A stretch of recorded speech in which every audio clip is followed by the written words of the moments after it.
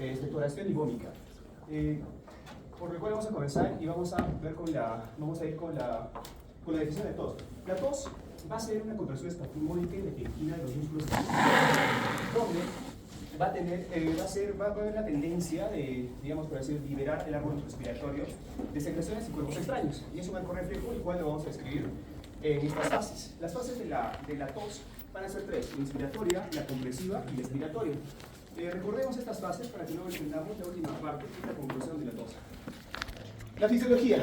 Tenemos tres vías: la vía aferente, el centro tusígeno y la vía eferente. La vía aferente van a ser donde van a encontrar los receptores sensitivos mecánicos, químicos y nociceptivos, los cuales vamos a tener el quinto craneal, el trigémino, el noveno, el glosofaringio, el décimo vago, referenciados, como podemos ver, el nariz paranasal, el región posterior de la laringe, el cráneo, diafragma, oídos, tráquea, pleura, esófago y esófago. Recordemos estos lugares para que luego también tengamos la tos por ERE, o por el final de reflujo gastroesofágico. Como podemos observar, aquí está el esquema, y podemos también observar que el centro tusígeno es el bulbo raquídeo, donde vamos a tener la corteza subcorteza modulando este. Luego la vía eferente, vamos a tener los músculos expiratorios, diafragma, laringe, tráquea y bronquio, los cuales van a ser también parte del proceso del arco tusígeno. Dentro de esto vamos a observar que un flujograma del up-to-date, donde vamos a poder observar la vía aferente, el control central nervioso y la vía eferente, donde aquí vamos en la traducción vamos a poder observar que los estímulos van a estar a nivel mecánico, infeccioso y clínico, donde vamos a ver los principales, ¿no? Mecánico, cuerpo extraño, polvo, partículas, moco y vibración. Infección, inflamación, nociceptivos, histamina, autacoides, prosalaminas y neuroquininas. Y finalmente los productos químicos, capsaicina, fluidos hipertónicos, caloríácidos, donde vamos a observar que van a estar a nivel de los mecanorreceptores, los cuales generalmente son las fibras rápidas de la tos, las fibras A delta, y los nociceptores más sensores, que van a ser las fibras C o las desmelinizadas, las lentas, las cuales van a ir por los ganglios yugular, grano nodoso, al núcleo del tracto solitario, a través del nervio vago, y van a llegar hasta el bulbo, ¿no? Y van a ser, como vimos, controlados por el procesamiento cortical de la corteza subcorteza. Llegando a la vía eferente, donde vamos a poder observar, como ya hemos explicado, los nervios eferentes para que hagan el arco reflejo de la tos. Tipos y clasificación de la tos. Vamos a tener en este caso divisiones en las cuales vamos a tener, por ejemplo, según el tiempo, vamos a tener tos aguda, subaguda y crónica. La aguda va a ser una duración de menor a 3 meses, la subaguda de 3 a 8 meses y la crónica mayor a 8 semanas. Dentro de eso también vamos a tener, según el movimiento de secreciones, va a haber una tos seca, ingrata, tos húmeda o grata, las cuales van a movilizar o no movilizar las secreciones respectivamente. Dentro de la tos húmeda grata vamos a tener la productiva, que va a tener un proceso, que va a ser un proceso defensivo, y la no productiva, que va a ser un proceso en el cual a nivel de fármacos vamos a facilitarla. Luego tenemos, según la intensidad y la frecuencia, vamos a tener características que va a ser escasa, poco intensa, frecuente, pertinaz, quintosa, netizante y eructante. Dentro de esto tenemos solo sus características ya descritas: la tos ferina, que es una de las más conocidas y las más a nivel pediátrico, que es tos ferina, quintosa, convulsa, según Up-to-Date, donde vamos a tener que va a ser una tos producida por el coqueluche, que es el cocobacilo de la Bordetella pertussis, la cual va a ser paroxística. ¿Por qué es quintosa? Porque va a aparecer cada 5 horas. Va a ser la característica principal de esta va a ser que va a tener una inspiración intensa y una expiración violenta. Elimina mucosidad escasa, pegajosa y emetizante, que tiene una exacerbación nocturna. Luego tenemos la coqueluchoide, que es, como su nombre indica, coqueluchoide parecida a la tos ferina, donde va a tener las mismas características que previas, pero no va a tener componentes inspiratorio. Por ejemplo, vamos a tener algo básico, por ejemplo, solo para escuchar rápido, segundos. Esa es la famosa verena quintosa convulsa. La coqueluche est particulièrement prolongée et calme. Y estas van a acompañar con una expiración y vómitos en este caso, ¿no? Es característico porque ya hemos descrito que va a ser una inspiración forzosa, violenta y una expiración intensa. Luego tenemos a la segunda tonalidad y timbre, que vamos a tener una bitonalidad, en este caso por una parálisis de una cuerda bucal, y va a ser, por ejemplo, ejemplos de los tumores que comprimen el nervio recurrente. Luego la tos broncoperruna, que también vamos a tener un ejemplo, en el cual, que es básica.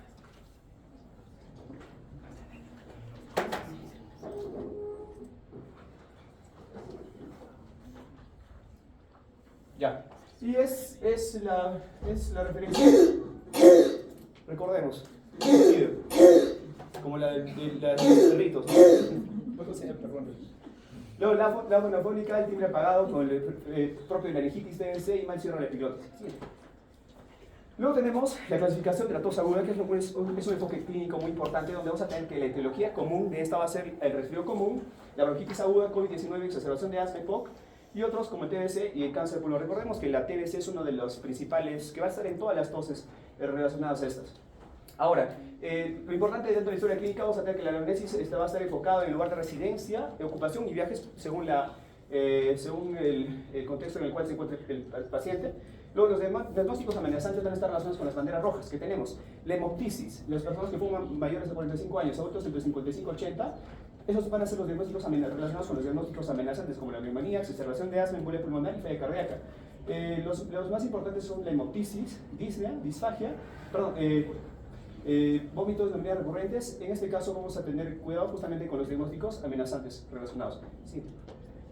Ahora, dentro de la tos subaguda, de 3 a 8 semanas, va a ser la principal etiología va a ser la postinfecciosa, sea viral, y la tos ferina. Recordemos el sonido de la tos ferina a nivel pediátrico, que va a ser muy importante recordar esta. ¿Por qué? Porque va a relacionar específicamente el sonido de la tos ya previamente escuchada, y las dos más importantes son las postinfecciosas. Luego, historia clínica igual, y tenemos que preguntar por las banderas rojas previamente descritas, y el diagnóstico amenazante y no amenazante van a ser iguales a las agudas, revisar las mismas agudas. Sí.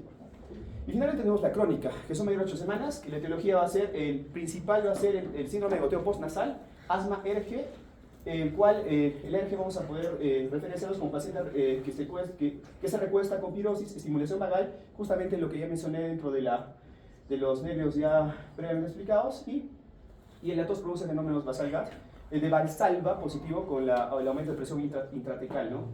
Siguiente. Y finalmente, las consecuencias de la tos, como una síntesis de todo.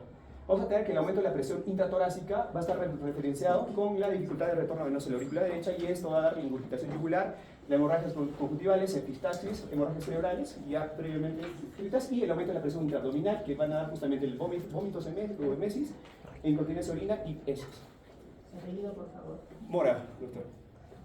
Ya, continuando con lo que es la expectoración, primero vamos a dar una definición de esta. La expectoración en sí viene a ser, como dice acá, la eliminación de secreciones procedentes del aparato respiratorio, pero es anormal. En este caso, el esputo en sí tiene un valor clínico. ¿Por qué? Porque viendo las características que tenga esto, ya sea el color, sea la viscosidad, sea el olor, o entre otras características más, se puede llegar o nos acerca a una patología, ¿no? O llegar a un diagnóstico, o acercarnos al diagnóstico. Entonces tenemos que recordar, como el doctor explicaba en las clases anteriores, que en este caso en personas sanas, lo que es la expectoración o la producción, lo que es moco, se da por las glándulas mucosas del tracto respiratorio y por las células caliciformes. Lo normal es que en este caso se produzca un volumen de 100 ml en un día, y este es de tipo, es un tipo de expectoración, perdón, es un tipo de secreción seromucosa, y en este caso pues es la que se va a dar, pues que van a llevarnos a lo que es, o los que en este caso van a estar dados por lo que es el ascenso mucociliar, se va a encargar de llevar todos este tipo de secreción, que está formado generalmente por dos capas, que viene a ser la sol, que es la capa profunda, y la capa gel, que viene a ser la capa superficial. La sol tiene la función de lo que es, en este caso, va teniendo cilios, y el gel de atrapar las partículas, en este caso, aspiradas, ¿no? Entonces, estas que forman parte de lo que es el ascenso mucociliar, lo que nos hacen, no nos ayudan es a llevar, en este caso, que se dé a una adecuada autolimpieza de la mucosa nasal, y me genere, pues, ¿no?, una depuración del árbol respiratorio. Y al final, lo que pasa, lo fisiológico es que al final se degluta, ¿no es cierto?, esta secreción. Pero ¿qué pasa en casos de expectoración? Es que cuando pasa la cantidad de este volumen, pues es cuando ya no se puede, en este caso, ya no funciona adecuadamente el ascenso mucociliar, por lo tanto se da más expectoración. Ya. Empezando con las características acerca de la cantidad, tenemos que tener en cuenta Ya, tenemos la escasa, la abundante y la ausente. En la escasa, por ejemplo, vemos en pacientes asmáticos, la abundante en lo que son bronquiectasias y la ausente en bronquitis. Tenemos tipos, tenemos lo que es la serosa, la mucosa, mucopurulenta. Lo importante son las características acerca del seroso, que va a ser transparente, líquido y circular. Y eso se da a consecuencia de lo que es en este caso de una transsudación alveolar. No lo vemos en estas patologías, por ejemplo, en lo que es un edema agudo de pulmón. De igual forma, el mucoso, este puede tomar, también es incoloro, pero puede tener en este caso, puede cambiar de consistencia, ¿no? Y se da a consecuencia de una secreción exagerada. Ahí tenemos la sinusitis y las bronquitis catarrales. Igual el mucopurulento es lo básico que hay que saber que se da, por ejemplo, en casos de infección y se da por acumulaciones esputo-nasales y se da en las siguientes patologías.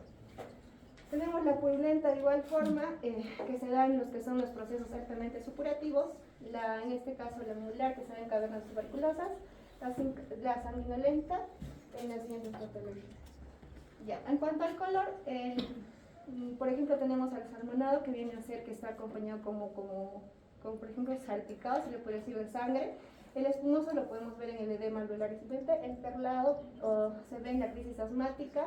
El hemoptoico es el que está acompañado con sangre y el fibroso lo podemos ver, por ejemplo, en casos de neumonías neumónicas y achocolatado, verdoso y la siguiente.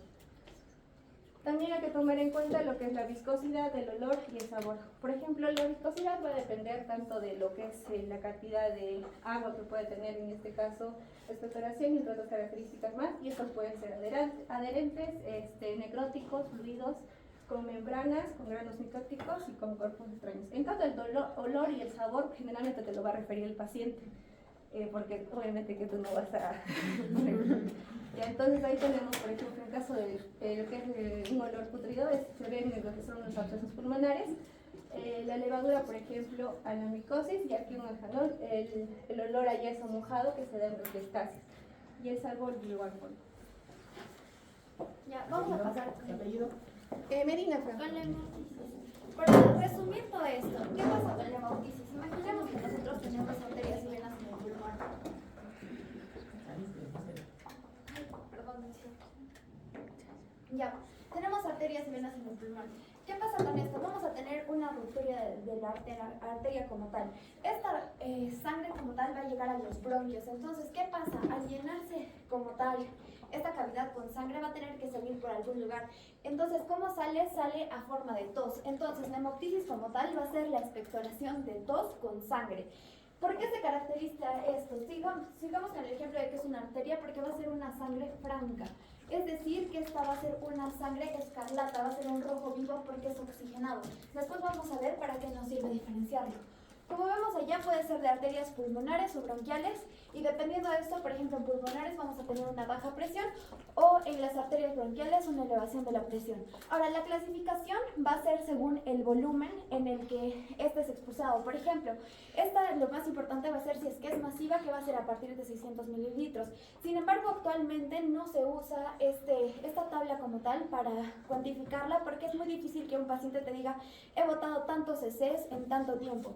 Ahora lo que se usa, según algunos artículos, es si esta es amenazante o no es amenazante. Puede ser amenazante mientras tengamos una obstrucción de la vía aérea, una alteración significativa como tal del intercambio gaseoso o una inestabilidad hemodinámica. Siguiente, por favor. ¿Cómo diferenciamos nosotros una hemoptisis y una hematemesis, que es lo más importante? La hemoptisis, como ya les dije, es sangre franca, mientras que una hematemesis va a pasar por el estómago. Entonces, cuando pasa por el estómago, esta se va a desoxigenar. Entonces, vamos a ver que esta sangre, como tal, ya no va a ser tan clara. Pero si es que nosotros, por ejemplo, tenemos dificultades entre esto, lo que vamos a necesitar realizar es un examen, el cual va a ser, digamos que, en relación a la conducta. Ahora, en la hemoptisis vamos a ver que tiene golpes de tos, en la hematemesis no tiene golpes de tos. En la hemoptisis podemos ver como si fuera sangre aireada, mientras que en la hematemesis no, y va a tener también el paciente esfuerzos de vómitos. Siguiente, por favor. Ahora, las causas principales que pueden generar la hemoptisis va a ser nosotros si es que tenemos un carcinoma bronquial, una tuberculosis tuberculosis pulmonar o una broncoectasia. Acá vamos a tener distintas causas que van a ser inflamatorias, neoplásicas, vasculares, entre otras. Y estos son los patrones que van a seguir. Vamos a seguir de la tuberculosis. Por ejemplo, la tuberculosis se va a dar erosión de las cavidades y va a derivar en hematisis. Como vemos, tenemos distintas causas. Siguiente, por favor. Ahora, la vómica. Para nosotros explicar la vómica vamos a tener que saber que hay tres orígenes. Uno que puede ser pleural, uno mediastínico y otro que va a ser externo. Por ejemplo, acá tenemos un quiste ileotílico. Va a ser dentro del pulmón. ¿Qué pasa con este quiste? Va a tener al interior secreción. Esta secreción en algún momento puede salir y va a tener que drenar de esta cavidad. Entonces, ¿cómo se expulsa? A través de la vía aérea, o sea, como tal, a través de la vía bucal. Ahora, otro que podemos tener va a ser, por ejemplo, un empiema pleural, que pasaría lo mismo con la pleura, o un absceso hepático, que este ya también se daría por una infección que se empieza a extender. Siguiente, por favor.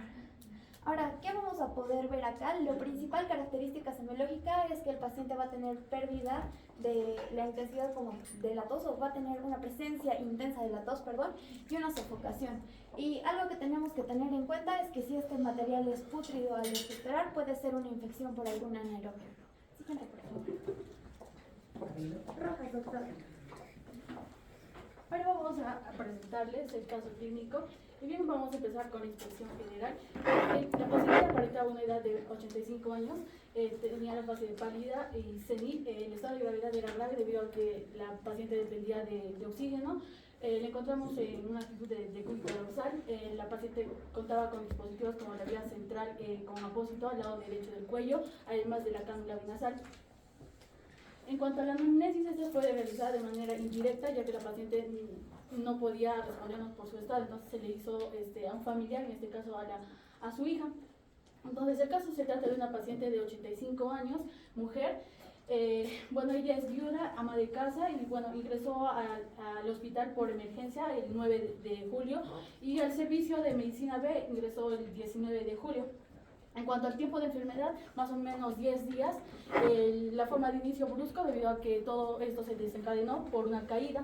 El curso fue progresivo y los signos y síntomas que presentó la paciente fue el trastorno de conciencia, somnolencia, esto se le añade también el dolor abdominal. En cuanto al relato cronológico, la familia refiere que el 6 de julio la paciente sufrió una caída donde se golpeó la cabeza y presentó trastorno de conciencia. Es por ello que fue llevada al hospital ese mismo día y en el hospital se le realizó un ataque donde no se ha evidenciado hallazgos significativos y es por ello que fue dada de alta. Durante los días, en su caso, la paciente estaba con somnolencia y el 9 de julio presenta nuevamente trastorno de conciencia, continuaba con la somnolencia, también tenía dolor abdominal, es por ello que fue llevada al hospital por emergencia y fue hospitalizada. El 19 de julio ingresa al servicio de medicina B, donde se le realiza en primera instancia el score de Q-SOFA para evaluar la posibilidad de un riesgo alto en la paciente para descartar sepsis. Y se evalúa aquí 3 criterios, donde sería la frecuencia respiratoria mayor a 22 respiraciones por minuto, la presión arterial sistólica que sea menor a 100 milímetros de mercurio y además de trastorno de conciencia donde la paciente tenía 2 de 3. En cuanto a las funciones biológicas, el apetito y sed están disminuidos, las deposiciones eran de 2 a 3 veces por semana, la orina de 4 a 5 veces por semana, el sueño de 4 a 6 horas. En cuanto a los hábitos nocivos, lo relevante es que tomaba café una vez a la semana y cocinaba leña. En cuanto a antecedentes patológicos, tuvo hospitalización previa por el trastorno de conciencia y además fue sometida a una colicectomía. En cuanto a antecedentes familiares, su esposo falleció por una obstrucción intestinal y tiene 7 hijos que aparentemente están sanos. En antecedentes epidemiológicos no hay nada relevante. En cuanto al examen físico, los signos vitales, la frecuencia cardíaca estaba en 85 latidos por minuto, la frecuencia respiratoria 21, la presión arterial 95 sobre 64, la saturación estaba 87, estaba desaturando porque estaba con fío de 56%, la temperatura 36.4 grados centígrados. En cuanto a la piel, esta estaba pálida, deshidratada, había un escaso tejido celular subcutáneo, además que el tenor capilar era menor a 3 segundos. En cuanto a la cabeza, lo positivo sería pues que las mucosas orales estaban deshidratadas. En cuanto al tórax y pulmones, en la inspección, la estática, bueno, el tórax era asimétrico, leptosómico, la tráquea era central y bueno, además se veía los puntos de Rubin. En la dinámica, la frecuencia respiratoria 21, tipo de respiración era costo-abdominal, el patrón respiratorio era rítmico, no había uso de músculos accesorios y el índice respiratorio era 1 de 12. En cuanto a la palpación, la plexación era asimétrico debido a que estaba disminuido en mi tórax derecho. La percusión era hipersonoro y en la auscultación el murmullo vesicular estaba disminuido en ambos campos pulmonares a predominio de la base del hemitórax derecho. Además, hemos encontrado ruidos agregados como los crepitantes y los roncantes. En cuanto al corazón, en la palpación pudimos ver el choque de punta, el abdomen era poco depresible, la palpación era doloroso y además que se veía, ¿no?, en el epigastrio lesiones verrugosas que tenían bordes irregulares. En las extremidades, pues estas eran simétricas, poco móviles y había edemas de grado 3 en ambos miembros. En cuanto a los exámenes complementarios, había leucocitosis, anemia y plaquetopenia. Y bueno, conforme pasaron los días se reguló esto, pero la anemia se hizo más severa. En cuanto al perfil de emergencia, la creatinina estaba elevado. En cuanto al uroanálisis, había sedimentación urinaria, había leucocitos por campo, en este caso más de 100, cuando solo debería haber 4. El PCR también estaba elevado, la albúmina estaba disminuido. En el AGA pudimos ver que el PSO2 estaba disminuido y es por eso que la insuficiencia respiratoria que tiene la paciente era de tipo 1. En cuanto a la radiografía, aquí vemos dos patrones, el patrón acinar-o algodonoso que nos hace pensar en un síndrome de condensación exudativa y es un patrón intersticial que nos hace pensar en un síndrome de condensación retráctil. Bueno, continuando con esto, a los pacientes se les realizan 4 tipos de score. El score para sarcopenia, donde puntúa con 9 puntos, nos indica alta probabilidad de sarcopenia. Se le hace un test de nutrición, en donde puntúa con 3 y nos indica desnutrición. El score para fragilidad, que es el PRAME, que es 4 puntos y nos indica pobre fragilidad. Se le hace también para delirio, en este caso un test, y puntúa con 4, indicándonos, conformándonos lo que es el diagnóstico, ¿no? Y el índice de Bartter, que va a puntuar con 20 y nos indica una dependencia total. En la impresión diagnóstica se le encuentra 11 síndromes, en este caso el primero siendo el trastorno de conciencia, el dolor abdominal, sepsis, infección del tracto urinario conocido como el ictus, síndrome de condición exudativa, el síndrome geriátrico, síndrome anémico, insuficiencia renal aguda, hipoalbuminemia, insuficiencia respiratoria y síndrome de condición rectal física. En la justificación de estos síndromes tenemos, bueno, el primero trastorno de conciencia, que en este caso va a ser dado por los datos de que la paciente se golpeó la cabeza 4 días antes de su ingreso por vía de emergencia. Presentaba lo que es la somnolencia, también lo que es el dolor abdominal, que en este caso es el motivo por el cual la paciente es ingresada. En el examen físico se le encuentra un abdomen poco depresible y en la tomografía computarizada que se le hace no se encuentra ningún tipo de evidencia. La sepsis, que es basada en este caso por los datos del trastorno de conciencia, y el score de QSOFA, como ya lo dijo mi compañero, que cumple con 2 de los 3 criterios. ITU, que en este caso va a ser dado por lo que es el trastorno de conciencia, el insomnio, apetito que se ha visto disminuido y la leucocitosis que presentaba el paciente, que era mayor a 100 por campo. Tenemos el síndrome de condición exudativa, que en este caso nos indica por la cánula nasal que presenta la paciente, trastorno de conciencia. Es una paciente que estaba postrada y sufría de riesgo por aspiración. Cocinaba leña y en el examen físico se le encuentran los crepitantes. En laboratorios tenemos leucocitos que son mayores a 100 por campo. Imagenológico, bueno, encontramos en la radiografía de tórax un patrón acinar. El síndrome geriátrico, en esto por los 4 scores que se le toma, y se le suma las úlceras por presión porque la paciente se encontraba posada a la hora de hacer el examen. Siguiente pregunta.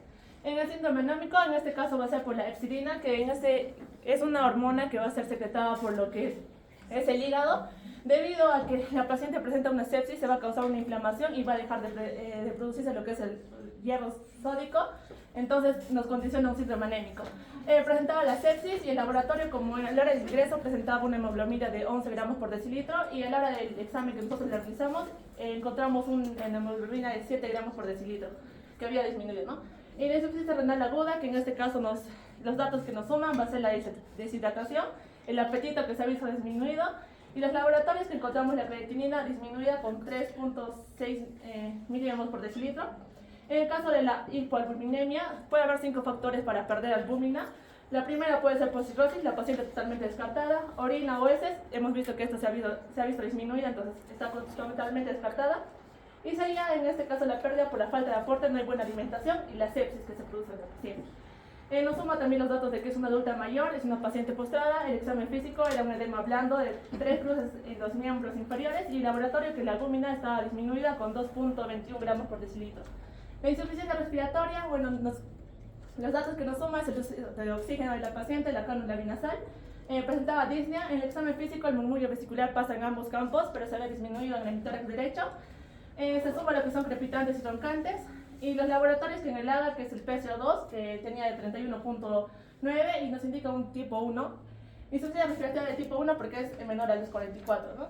Y el síndrome de concierto retráctil nos va a sumar en la paciente presentaba disnea, en lo que es el antecedente de cocina leña, el examen físico, que es el murmullo vesicular que pasaba en ambos campos y se encontraba disminuido, y lo que es los crepitantes. Y la imagen que nos suma es la radiografía, que va a presentar un patrón intersticial. En lo que es la malla sindrómica, para relacionar todos estos síndromes, tenemos que entender que el contexto de la paciente va a ser que es una paciente de síndromes geriátricos. Vamos a tomar de esos 2 ítems, que es la sarcopenia y las úlceras por presión. La paciente es ingresada por lo que es el dolor abdominal y por el trastorno de conciencia. Y nos suma lo que es la sepsis. La sepsis nos va a dar, o nos va a condicionar a que se produzcan 6 tipos de síndromes, siendo la primera el síndrome de conciencia oxidativo, el trastorno de conciencia, la hipoalbuminemia, el síndrome geriátrico por las úlceras de presión, el síndrome anémico por la epsilina que impide que se pueda, en este caso, fabricar, y al dolor abdominal.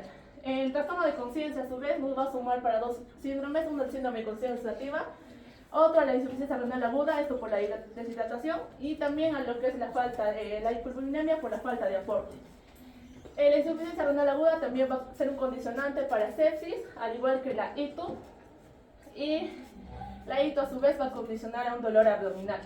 El síndrome de conciencia oxidativa también nos condiciona a una insuficiencia respiratoria, y el síndrome de conciencia retráctil suma para el síndrome de condición oxidativa y para la insuficiencia respiratoria.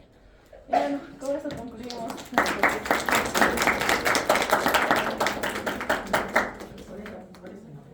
Pastor, doctor. Bueno, un favor, grupo expositor, compártelo al WhatsApp de la clase, porque va a entrar al crossword, o también crucigrama integrativo clínico. ¿Ya? Vayan estudiándolo. Algunas precisiones lo haré la próxima semana con mayor calma, ¿ya? Pero vayan estudiando, porque hay algunas cositas que hay que precisar. Lo comparten al WhatsApp del grupo. Voy a avanzar un poco la teoría. Gracias. Pastor.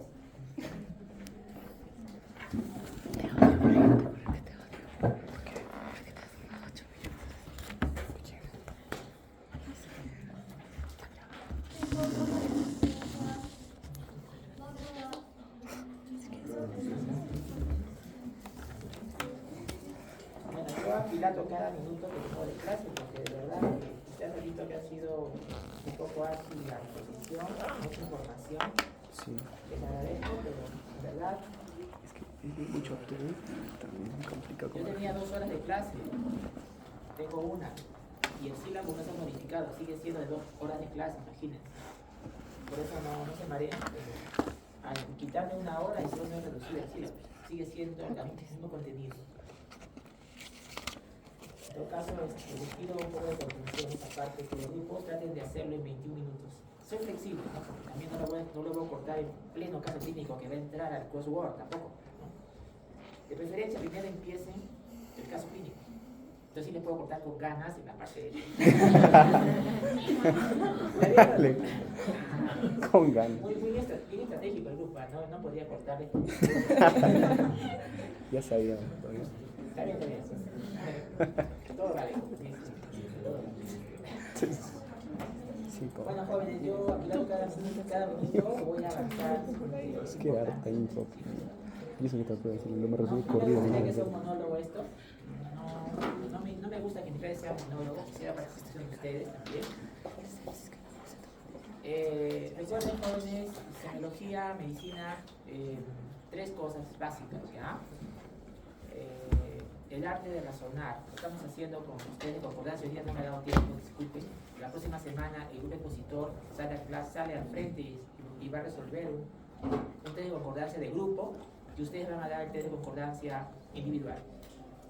Lo segundo es la parte del conocimiento que ustedes deben tener. No se puede razonar correctamente, completamente, si no se tiene una base. Entonces es un desafío para cada uno de ustedes avanzar, correr en cuanto al conocimiento biomédico que les va a permitir tener el conocimiento clínico. Y lo tercero que guía todos nuestros quehaceres es la ética, ¿no? Cuándo, cómo, de qué manera intervenir, abordar, examinar al paciente. Esto ya les pasaba, les di un poco más de información que para hacer razonamiento clínico, para descubrir el síndrome respiratorio, necesitas recordar los sistema 1 y sistema 2. Les di varios ejemplos. Sistema 1, esto por favor tenga presente, ¿no? Intuitivo, con natural a nosotros, es innato al ser humano tener intuición. Usamos heurística, atajos mentales y reconocemos patrón, ¿no? Ese es el punto, reconocer el patrón. En el caso de la paciente hoy día expuesta, reconozca el patrón. No es sencillo, ¿eh? Porque justamente les voy a poner el caso de hoy día al crossword, el patrón. Procuren reconocerlo, ¿no? El tema 2 es el analítico, deliberativo, que da más espacio, más tiempo, en la cual se busca el diferencial, y aquí usan el hipotético deductivo, el de Sherlock Holmes, ¿ya? ¿Cuál es el que debes entrenar? Mucho intuitivo, pero no te preocupes, ahorita estás empezando con hipotético deductivo, sistema 2, ¿ya? ¿Qué hacen los clínicos un poco mayores? Los dos usan, ¿no? Evitar sesgos cognitivos, ¿ya? Sesgo de anclaje, sesgo de cierre prematuro, etc. Son como 30 sesgos. Tener mucho detalle en la observación. Muchas veces el diagnóstico está frente a dicen que el paciente te da en su narrativa el diagnóstico, tienes que saber reconocerlo. Suros dice que la mitad del diagnóstico está en la anamnesis, si es una buena anamnesis, ¿ya? Y el examen físico colabora con un 20-30%.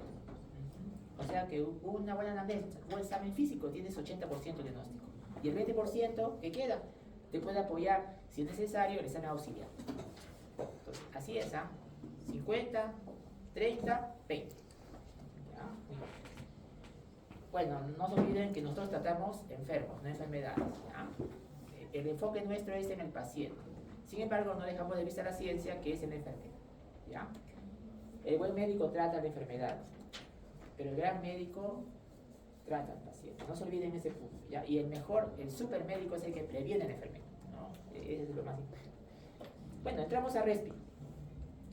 ¿Cómo saber si el paciente tiene un síndrome respiratorio? Pues, apoyados en la historia, anamnesis, ¿no? ¿De dónde viene el paciente? ¿Qué grupo étnico tiene? Acá no tenemos esos problemas, ¿no? En Lima sí, ¿no? Si un paciente es afroamericano, puede tener hipertensión pulmonar por ser afroamericano, más que un paciente que no es afroamericano, por ejemplo, ¿ya? Y ni hablar de la sarcoidosis. La sarcoidosis es más frecuente en los afroamericanos que en los que no son afroamericanos. En cuanto a la edad, los extremos de la vida, más riesgo de infección. ¿Por qué? Porque el bebé está con un sistema inmune inmaduro y el adulto mayor con un sistema inmune envejecido. ¿Y para qué sirve el sistema inmune? Para tres cosas. ¿Cuáles son las funciones del sistema inmune? Reconocer lo propio, defender de las infecciones y defender de los tumores. Esa es la importancia del sistema inmune. Tres funciones principales. También se ha visto que algunas enfermedades son más frecuentes en cierto grupo etario. Por ejemplo, el asma es más frecuente en preescolares, en escolares, adolescentes. También el asma ocupacional también existe. No es usual encontrar una adulta mayor de 95 años con una semana de sibilantes y decir que es asma. Pues eso no está bien, ¿ya? La tuberculosis antiguamente era más frecuente en los varones. Sin embargo, eso ya ha variado porque antes, bueno, hace más de 100 años, el varón salía de la casa a trabajar. Ahora todos salen a trabajar. Entonces, la tuberculosis se ve en los dos géneros de igual manera, ¿ya? Hay algunas ocupaciones que son más de varones. No es usual ver minera, pues mayormente son varones mineros y son los que más traen a la consulta y a la hospitalización neumoconiosis, que es inhalación de metales en polvo, ¿no? Los agricultores también pueden inhalar compuestos orgánicos, las semillas, los polvos de la semilla, de las heces de las palomas, de las aves de corral, que tienen hongos, ¿no? Histoplasma, etcétera, que pueden dañar los pulmones por inhalación. Entonces, hay algunas ocupaciones con mayor riesgo laboral. El grupo dijo condensación retráctil, ese término está en Massey. Son 300 enfermedades que lo explican. Entonces, si el agricultor inhala compuestos orgánicos de los corrales, va a ser neumonitis por hipersensibilidad, que es una de las 300. ¿Me entiendes? Si es un minero, inhala metales en polvo, hace neumoconiosis. Ambas son sospechadas en el síndrome de condensación retráctil. Nosotros los médicos también tenemos riesgo laboral. Claro que sí. Más de la mitad de mi servicio hay tuberculosis. O sea, prácticamente más de la mitad de los pacientes internados en mi servicio ahorita son tuberculosos. Entonces tenemos que tener una buena alimentación, ¿no? Un desayuno italiano. Claro, pues, ¿no? Bastantes panes, ¿no? Para servirse, palta, no sé. Todo lo que ustedes quieran imaginarse, ¿no? Imagínate, tienes que estar, pues, no sé, un caldo de pollera, ¿se llama? ¿No? Rachi. Rachi. ¿Cómo voy a saber que ustedes han tomado eso para entrar a mi servicio? Pero dicen ayunas. Chilcano. Ya, falta de respeto, ¿no? Dicen ayunas, meterse en un servicio de TV. No puedes, tampoco, ¿no? Pero la mascarilla ayuda. La OMS dice, si yo no quiero que mi población tenga tuberculosis, tres planes. Primer plan, que el Perú detecte a los tuberculosos oportunamente y de tratamiento. Eso ya es del gobierno. Segundo plan, sistemas ambientales inteligentes, ¿no? O sea, que el aire vaya hacia afuera, buen recambio de aire. Mi servicio parece un hostal. O sea, El cielo. No tenemos filtros EPA, no tenemos rayos ultravioleta. O el paraíso. Complicado, ¿no? Y el tercero que hace mi grupo, que vota conmigo, que de verdad que son Daniel Celis Carrión, ¿no? Es la máscara N95. Pero al 100% no. Una de ellas no usa, entonces se expone. Porque la máscara es la verde, NIOS dice N95. Esa es la mejor. 13.000. ¿Ya? Entonces, tener presente eso. Felizmente yo no les expongo porque no votan conmigo cuando paso visita porque es más específico. Entonces, tener presente ese punto. Entonces, nosotros los médicos tenemos riesgo laboral, sí, de contagio de enfermedades transmitidas por inhalación.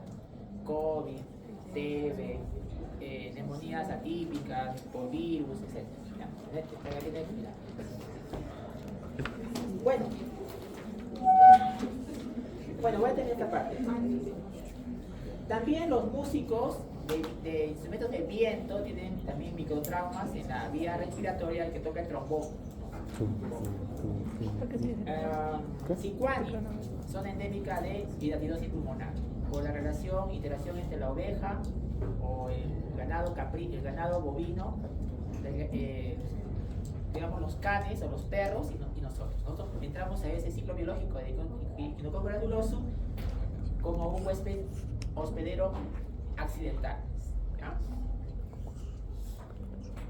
¿Ya? Claro, la edad también es importante por los fenotipos, ¿no? Si viene un joven alto, delgado, varón, que tiene, digamos, hábito de fumar, mire el fenotipo, ¿ah? Alto, joven, delgado, varón y fumador, y viene con disnea, yo debo descartar en él enfisema debido a una hemotórax espontánea primaria. Ese es el fenotipo, ¿ves? El reconocimiento de patrón. Bueno, ya el grupo ha hecho, digamos, la exposición del caso 1. Siempre valorar lo más importante de la anamnesis es la historia, es la enfermedad actual. Recordar que algunas enfermedades son bruscas, por ejemplo, caída, ¿no? Embolia pulmonar, neumotórax. Algunas son insidiosas, o sea que no se sabe exactamente cuándo empezaron, tuberculosis, cáncer. La evolución mayormente es progresiva, ¿no? La neumonía cada vez es peor, ¿no? El cáncer también y el asma, ¿no? Estacionarias muy pocas. Deben ya ir entrenándose cómo se mueven los procesos mórbidos. Esta es historia natural de la enfermedad. O sea, si no la acotamos, progresa algo peor. Por ejemplo, una gripe simple, si yo sigo en la brega, no me abrigo, no como, no duermo, puede ir a una neumonía. ¿Cómo evitamos eso? Vacunas, ¿no? Y un estilo de vida saludable, evitar el tabaco. Y si la neumonía no viene el paciente, sigue trabajando, se automedica en la farmacia, esa neumonía se puede complicar con un absceso pulmonar o una efusión pleural, o sea, un derrame pleural complicado en la neumonía. Una trombosis venosa profunda. ¿Quiénes tienen riesgo de trombosis venosa profunda? Los que se encaman. Más de 4 días corren la triada de Virchow. La triada de Virchow delegada, Paola, ¿me puedes hacer recordar? Esta sí es venosa, ¿qué más? Estados de hipercoagulabilidad o trombofilia, ¿qué más? Y Lesión muscular. Lesión endotelial. ¿Ya? Entonces, si ese paciente tiene la triada de Virchow, ¿no? Por ejemplo, se fractura la cadera, no camina 4 días, ya empieza a correr la triada de Virchow. Entonces, ese paciente encamado tiene riesgo de hacer trombosis venosa profunda. Y si hace trombosis venosa profunda y los médicos no accedemos al paciente, no le tratamos, los ingleses han hecho ya esa estadística fría, ¿no? De 10 trombosis venosas profundas no tratadas, 6 pueden ir a tromboembolia pulmonar. O sea que el trombo, el coágulo en el sistema venoso profundo de las piernas o de los muslos migra al pulmón. ¿Y cómo reconozco una tromboembolia pulmonar? La triada es 3 banderas rojas. 3. O sea, ¿cuáles son las banderas rojas? La triada clásica de tromboembolia pulmonar. 3 de hecho. Dolor torácico, Hemoptisis y vómito, disnea y hemoptisis. ¿En qué orden? A ver, primero dolor torácico. Y luego viene la disnea, según la magnitud del terreno vascular obstruido. Y luego viene la hemoptisis. ¿Por qué? Porque es así.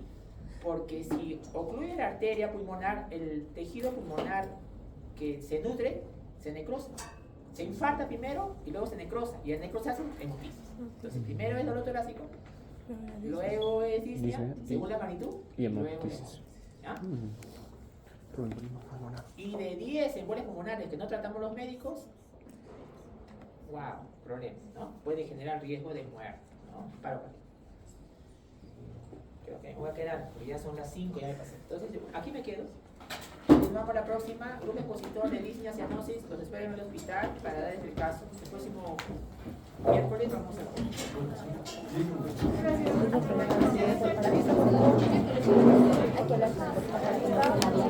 Sí, sí.